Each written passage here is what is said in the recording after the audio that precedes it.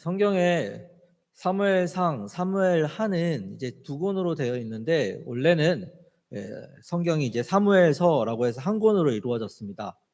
그런데 구약을 이제 헬라어로 번역한 70인역 성경에서 이 사무엘서를 상하로 나누어져서 이제 두 권의 책이 되었습니다. 그런데 이 책의 저자를 보면은 이제 흔히 이제 사무엘서라고 해서 이제 사무엘이 이 책을 지었다, 기록했다라고 보는 경우가 많이 있습니다.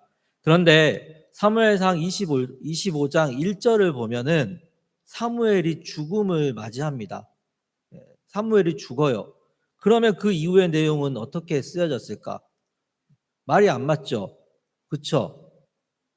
네, 뭐 고개라도 좀 끄덕거렸으면 네, 여러 가지 설이 있어요. 근데 이제 역대상 29장 29절을 근거로 보면 사무엘을 포함하여 나단, 갓 이 세 명이 공동 저자라고 추정하거나 또는 사무엘 밑에서 선지자 수업을 받았던 사무엘의 제자 중에 누군가가 썼다라고 하는 그런 주장이 있습니다. 아무튼 정확히 누가 썼는지는 모르나 중요한 건 하나님께서는 누군가를 통하여 이 사무엘서를 기록하게 하셔서 이 땅에 구속사를 이어가고 계심을 우리에게 말씀으로 보여주고 계시다라는 겁니다. 이 사무엘서의 제1권이라고 할 수 있는 사무엘상은 이 서두에 보면 이제 사사시대에서 왕이라는 지도체제로 넘어가는 과도기적 상황을 보여주고 있습니다. 사사시대는 이스라엘의 위기가 있을 때마다 어때요? 하나님께서 세우신 그 사사를 통하여서 하나님의 일하심을 보여주십니다. 즉 하나님께서 다스리고 통치하시는 신정시대가 바로 사사시대였습니다. 그러나 사무엘상 8장을 보면 사무엘이 늙어가고 그 아들들은 아버지인 사무엘의 행위를 따르지 않고 뇌물을 받고 불의하게 판결하는 그런 모습이 나옵니다. 그런 장면이 이제 사무엘상 8장에 나오는데, 그러니까 이제 이스라엘 백성들은 어떻겠어요? 마음이 사무엘 이후의 시대가 불안했겠죠. 사무엘 아들과 같은 그런 사사가 나오면 안 되는 거였어요. 그러니까 불안하니까 사무엘에게 찾아가서 무엇을 요구하냐면 왕을 요구합니다. 주변국들처럼 왕을 요구를 합니다. 그걸 보면 아무리 부모가 신앙이 훌륭하다 하더라도 자녀들까지 그 신앙이 이어진다라는 게 어렵다고 볼 수 있죠. 그런데 어떤 목사님들은 이 부분을 두고 이렇게 해석을 합니다. 이 사무엘이 선지자이고 사사이고 제사장이잖아요. 그래서 1년에 막 한 번씩 이렇게 몇 번씩 순회를 돌잖아요. 바빴을까요? 안 바빴을까요? 바빴겠죠. 바쁘다 보니까 가정을 이렇게 뭐 잘 책임졌을까요? 가정 아이들의 신앙의 교육을 시간적으로 많이 부족하지 않았겠습니까? 그래서 어떤 목사님들은 사무엘이 너무나 바빠서 자녀의 이런 신앙 교육을 제대로 챙기지 못했을 거다. 그래서 이 자신의 아들들이 자신의 그런 신앙을 본받지 못했을 것이다 라고 그렇게 해석하는 목사님들도 있더라고요. 그래서 오늘 본문에 이 말씀을 준비하면서 내가 바빠도 아들이 올바른 신앙을 가질 수 있도록 내가 가정에서부터 신앙의 본을 보이고 말씀으로 아이를 잘 가르쳐야겠다라고 하는 그런 생각이 들었습니다. 그리고 그러지 못한 제 모습을 돌아보면서 반성하게 됐습니다. 우리 성도님들도 아무리 바빠도 자녀의 신앙, 우리 손주들의 신앙을 잘 챙겨주시기를 바랍니다. 네, 감사합니다. 이렇게 호응해 주시니까 얼마나 좋습니까? 예배 분위기가 살아나는 것 같습니다. 그렇게 사무엘상은 하나님이 다스리는 신정시대에서 이제 왕이 다스리는 왕정시대로 넘어가는 과도기적 상황을 보여주고 있습니다. 그리고 이런 과도기적 상황에서 사무엘과 사울 그리고 다윗이라는 이 세 명의 중심 인물을 통하여서 이 이야기가 전개되는 것이죠. 그래서 사무엘상 1장에서부터 7장은 사무엘을 중심으로 이야기가 전개되고요. 또 사무엘상 8장에서부터 15장은 사울을 중심으로 이야기가 전개됩니다. 그리고 16장부터 사무엘 하까지는 전체의 내용은 바로 이제 다윗을 중심으로 이스라엘의 나라가 견고히 세워지는 그런 이야기로 전개가 됩니다. 그래서 오늘은 사무엘 하를 가지고 다윗의 이야기를 한번 나누어 보고자 합니다. 이스라엘 역사상 가장 위대한 왕이라고 하면 단연코 다윗을 손꼽을 수 있습니다. 이스라엘의 첫 번째 왕이었던 사울이 교만해지자 하나님께서는 사무엘상 15장 11절에서 이렇게 말씀을 하십니다. 내가 사울을 왕으로 세운 것을 후회하노니 그가 돌이켜서 나를 따르지 아니하며 내 명령을 행하지 아니하였다. 하나님이 어떻게 하셨다고요? 사울을 왕을 세운 것을 후회하셨대요. 그래서 새로운 왕을 세우기로 하나님은 결심을 합니다. 그가 누구냐? 바로 룻의 증손자인 다윗입니다. 하나님께서 다윗을 선택하신 이유는 뭘까요? 바로 그의 중심을 보셨기 때문입니다. 그렇다면 다윗의 중심은 어땠을까요? 사무엘상 17장을 보면은 다윗과 골리앗과의 그런 싸우는 장면이 나옵니다. 이때 다윗이 아주 유명한 말을 하죠. 너는 칼과 창과 단창으로 내게 나오거니와 나는 무엇으로 나온다고 그렇게 다윗은 이야기하나요? 여호와의 이름으로. 만군의 여호와의 이름 곧 내가 모욕하는 이스라엘 군대의 하나님의 이름으로 내가 나아간다라고 다윗은 그렇게 나아가서 그렇게 골리앗과 싸우죠. 그 이후 다윗은 사울의 군대 장관이 되고 승승장구합니다. 그러나 사울의 질투로 인하여 자신을 죽이려는 그 사울을 피해 다윗은 도망자의 신세로 살아갑니다. 그럴 때 다윗은 그 시선을 어디다 두냐면 바로 하늘에 있는 하나님께 시선을 둡니다. 그래서 시편을 보면 하나님을 향해 기도하는 이 다윗의 시편이 참 많습니다. 얼마나 많냐면은 이 시편이 150편으로 이루어졌습니다. 아시죠? 시편이 150편으로 이루어진 거. 그 중에서 시편의 저자가 밝혀진 게 100편이에요. 나머지는 누가 지었는지 잘 몰라요. 근데 시편의 저자의 100편이 있는데 그 중에서 이 100편 중에 다윗이 지은 시만 해도 73편이라는 겁니다. 그러니까 시편 150편에서 반 이상이 누가 지었어요? 다윗이 지었다는 거예요. 하나님을 찬양하는 시편의 절반을 다윗이 지었다라는 겁니다. 그만큼 다윗의 중심에 누가 있다는 거예요? 하나님이 계시다라는 거예요. 그렇게 그 중심에 하나님이 계시니 자신을 죽이려고 쫓아오는 사울을 죽일 수 있는 절호의 기회가 2번이나 찾아와도 다윗은 어떻게 해요? 여호와의 기름 부음 받은 왕을 자신은 죽일 수 없다라고 말하며 사울을 살려주기까지 합니다. 즉 다윗의 마음에는 하나님으로 꽉꽉 채워져 있다는 거예요. 그런 다윗을 하나님이 예뻐하겠어요? 안 예뻐하겠어요? 예뻐하시겠죠. 예뻐할 수밖에 없습니다.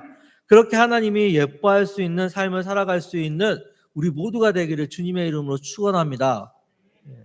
그래서 사무엘하 1장에서부터 6장을 보면 다윗이 이스라엘의 왕이 되는 과정을 보여주는데 이 과정 속에서 하나님이 참 다윗을 예뻐하고 있구나라는 것을 볼 수 있다라는 겁니다. 사무엘하 1장을 보면 그렇게 자신을 죽이려고 했던 사울이 길보아 전투에서 죽게 됩니다. 그러면 다윗은 기뻐해야 되지 않겠습니까? 그런데 오히려 다윗은 슬퍼해요.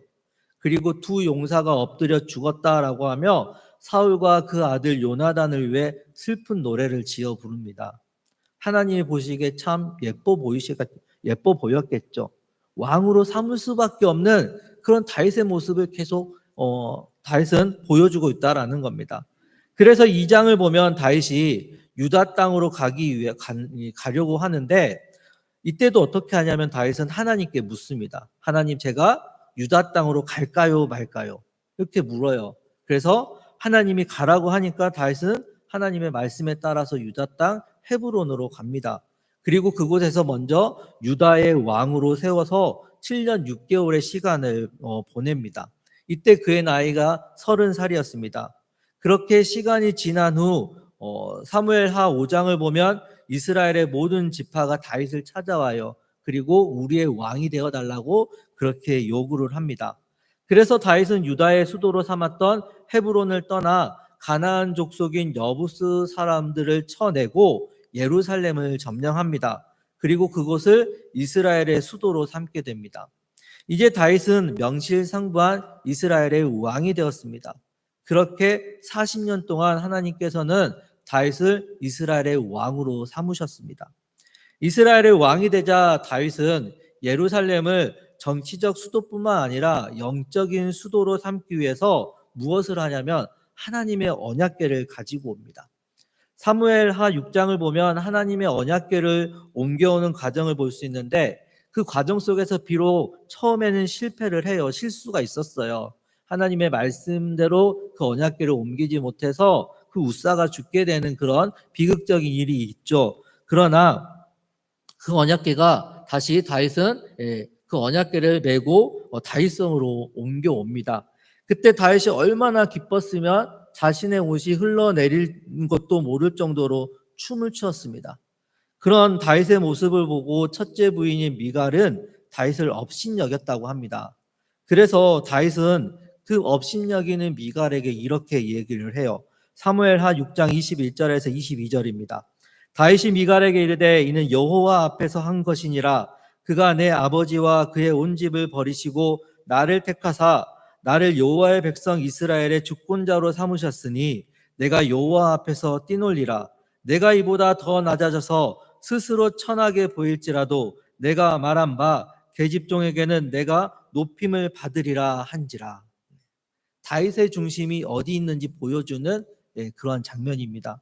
다윗은 하나님을 사랑하는 사람이었습니다.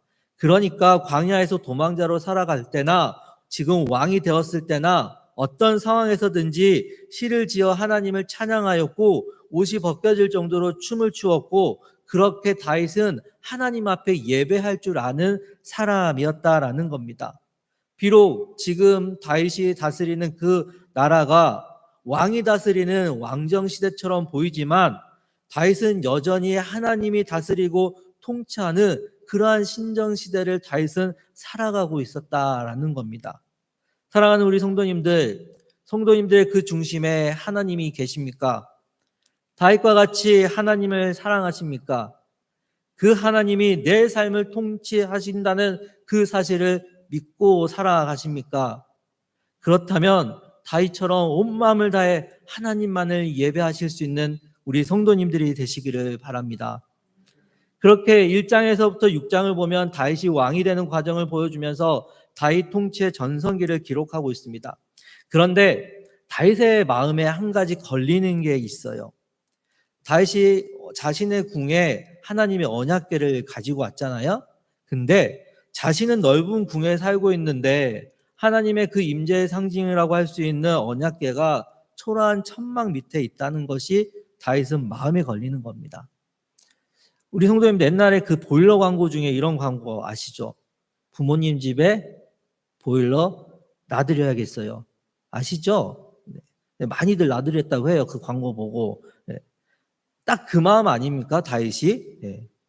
지금 보일러 놔드리고 싶은 그 마음 아니냐고요.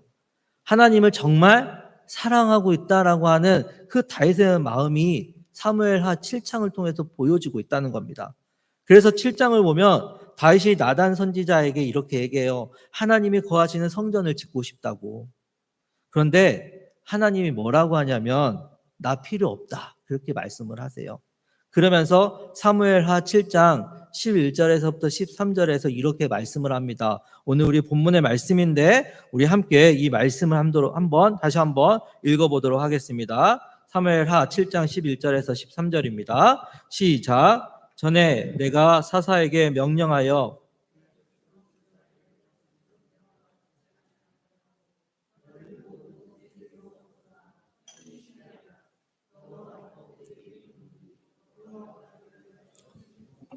내 수완이 차서 내 족상 손에 누울 때에 내가 내 몸에서 날 내 씨를 내 뒤워 세워 그의 나라를 견고하게 하리라.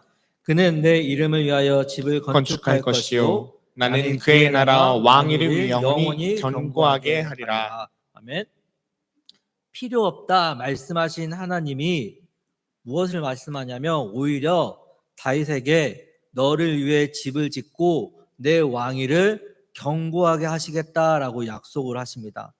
그런데 이 약속이 정말 어마무시한 약속이에요. 이 성경 전체 뼈대가 되는 뼈대가 되고 핵심이 되는 구절이 바로 이 구절인데, 바로 하나님이 그의 나라 왕위를 영원히 경고하게 하시겠다라고 하시는 이 말씀은 다름 아닌 누구를 지칭하는 거예요? 예수 그리스도를 지칭하고 있는 겁니다.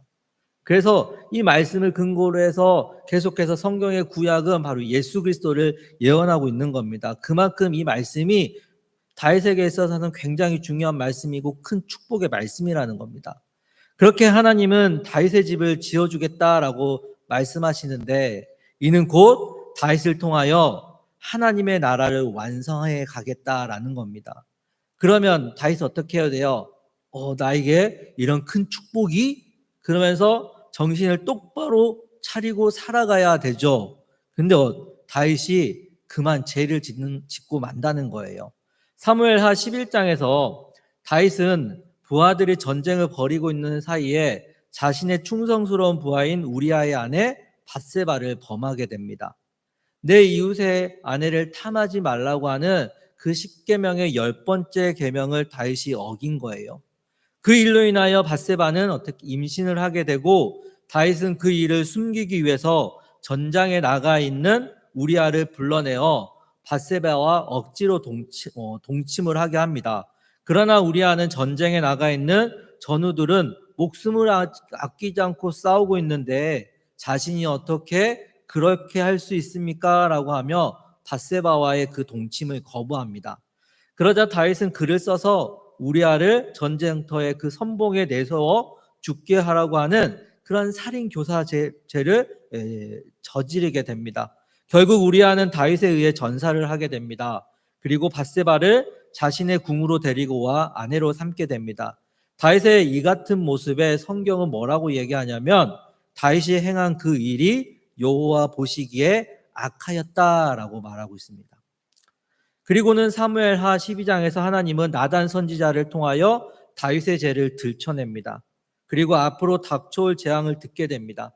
나단 선지자를 통하여 하나님의 말씀을 듣게 되자 다윗은 사무엘하 12장 13절에서 내가 여호와께 죄를 범하였습니다 라고 자신의 죄를 인정합니다.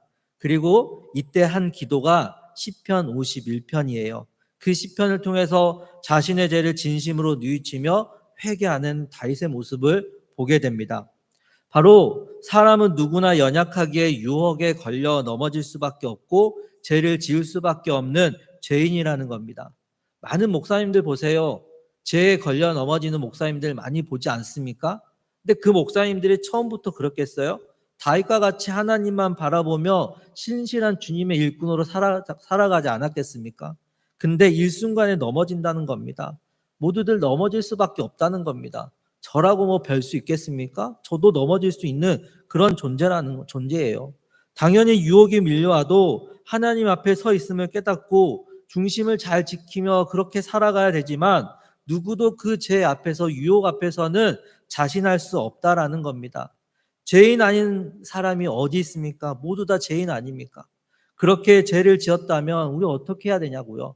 바로 다윗이 시편 51편처럼 그렇게 진심을 다해서 하나님 앞에 회개함으로 나아가야 된다라는 겁니다. 시편 51편 17절에서 다윗은 자신의 잘못을 인정하고 하나님 앞에 상하고 통회하는 마음으로 회개하였습니다. 바로 죄를 지으면 이렇게 다윗과 같이 진심으로 다해서 우리가 회개하는 그런 삶을 살아가야 된다라는 거죠. 그러니 우리 성도님들 매일같이 우리의 삶을 성찰하시기를 바랍니다. 그래서 하나님 앞에서 우리의 죄를 깨끗이 깔끔하게 인정하고 회개의 삶을 살아가시기를 바랍니다. 그래서 하나님 앞에 하나님의 그 은혜의 긍휼하심을 받아 누리며 살아가실 수 있는 저와 우리 성도님들이 되시기를 주님의 이름으로 간절히 소망합니다. 그렇게 전심으로 회개하자 하나님은 다윗의 죄를 용서해 주십니다. 하지만 죄의 보응은 지우지 않으셨습니다. 다윗은 이 일로 인하여 이제 큰 시련을 맞게 되죠. 밧세바와의 그 사이에서 태어난 아이가 죽게 됩니다. 자신의 첫째 아들인 암논은 이복 동생인 다말을 범하게 됩니다. 강간하게 됩니다. 이로 인해서 다말의 오빠인 압살롬은 암논을 죽이게 됩니다. 그것도 모자라서 다윗을 모반하여 쿠데타를 일으켜 왕위를 쟁탈합니다. 다윗은 또다시 도망자의 신세가 되며 자신의 아들 압살롬과 전쟁을 벌입니다. 압살롬은 그 전쟁에서 죽게 되는 끔찍한 일이 벌어지게 됩니다. 다윗의 그 죄로 인하여 다윗의 집안에 연달아서 비극이 일어나게 된 것이죠. 그리고 사무엘하 마지막 장인 24장에서는 하나님 앞에 늘 겸손하였던 그 다윗이 인생의 말년에 자신이 이룬 그 업적을 과시하기 위해서 인구조사를 실시합니다. 그로 인하여 다시 한번 하나님의 진노를 사게 되죠. 그러자 다윗은 이번에도 하나님 앞에 납작 엎드려서 진심으로 회개를 합니다. 그리고 진심으로 회개한 다윗의 기도를 들으신 하나님은 다윗과의 그 약속을 파기하지 않으시고 그 혈통으로 예수 그리스도를 보내주심으로 이 땅에 영원한 나라를 견고히 세우셨습니다. 즉 하나님은 진심으로 회개하는 사람을 어떻게 해요? 외면하지 않으신다라는 겁니다. 그렇게 사무엘 하의 전체적인 내용은 이스라엘의 나라를 세우고 다스리시는 그런 다윗과 함께 하시는 그 하나님의 이야기, 다윗을 중심으로 하나님의 역사가 일어나는 그런 이야기가 전개됩니다. 이 다윗은 이스라엘 역사상 가장 위대한 왕으로 손꼽히고 있습니다. 그런데 그가 보인 업적은 위대한 왕이라 할 수 있을지 몰라도 하나님 앞에서는 한낱 죄를 짓는 연약한 인간에 불과하다라는 겁니다. 그럼에도 불구하고 사도행전 13장 22절에서 다윗을 향해 뭐라고 얘기해요? 하나님과 마음에 맞는 사람, 하나님의 마음에 합한 사람이라고 그를 평가하고 있습니다. 그렇게 그를 평가하고 있는 것은 그의 중심에 늘 하나님이 가득 차 있었다라는 겁니다.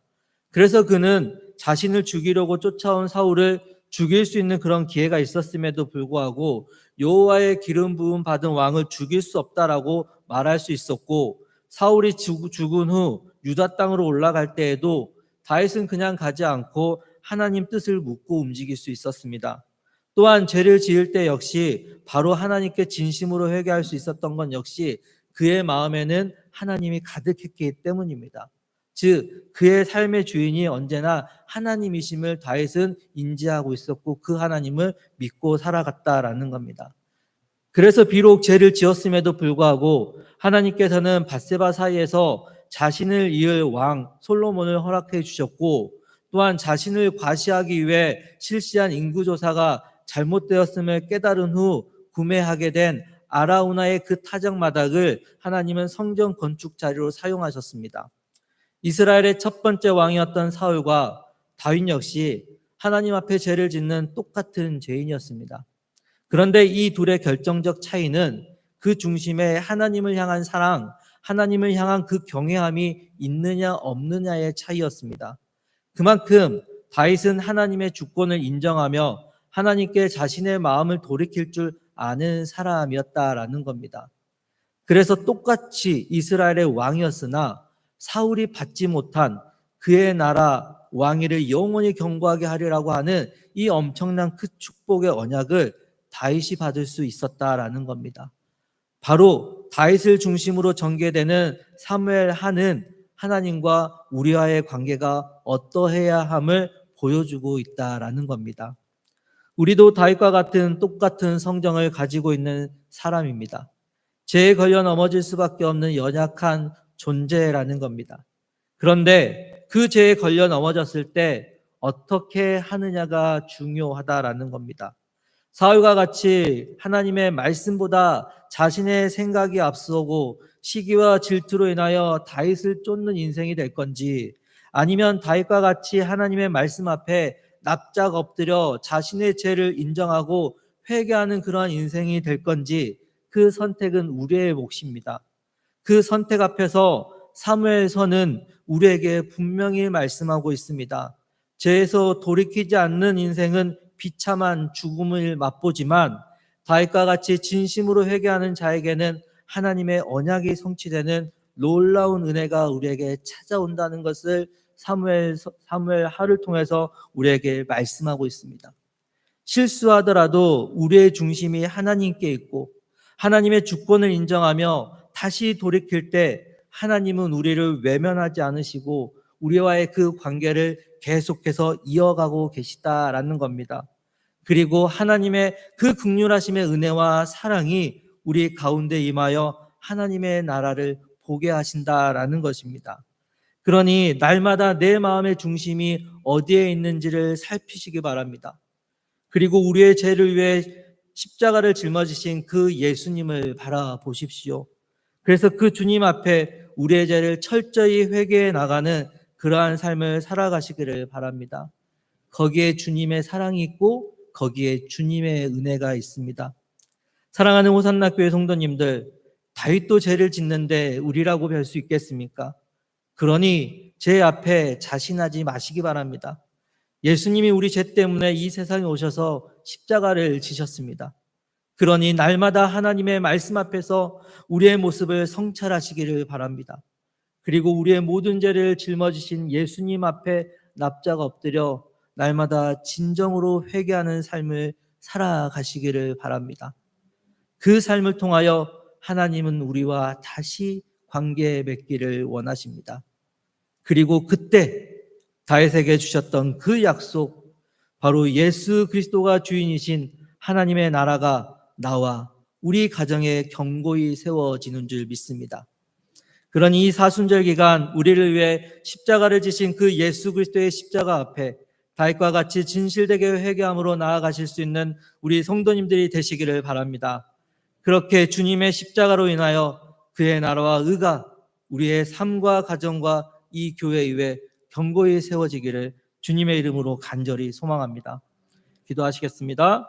사랑과 은혜가 풍성하신 하나님 아버지, 우리는 연약한 존재입니다. 그래서 유혹 앞에서 죄를 지을 수밖에 없는 죄인입니다. 그러나 우리의 죄를 용서하시는 주님의 은혜가 있기에 오늘도 우리는 살아갑니다. 그러니 하나님을 중심에 모시며 하나님 앞에 철저히 회개하였던 다윗과 같이 부활절을 기다리는 이 사순절 기간 성령 하나님께서 우리의 마음에 찾아와 주셔서 더욱더 우리의 삶의 주인이신 예수님을 인정하며 살아가게 하여 주시옵소서. 그리고 우리의 죄를 위해 짊어지신 예수님의 십자가 앞에서 우리의 삶을 성찰하게 하여 주시옵소서. 그래서 회개의 삶을 살아가는 우리 모두 되게 하여 주시옵소서. 그 삶을 통하여 우리의 삶과 가정과 우리 교회 위에 주님의 나라와 의가 견고히 세워지는 주님의 은혜가 넘쳐나게 하여 주시옵소서. 그렇게 우리와 깊은 관계를 맺기를 원하시는 주님께 감사드리오며 부활이요 생명이신 우리 주 예수 그리스도의 이름으로 기도드립니다. 아멘.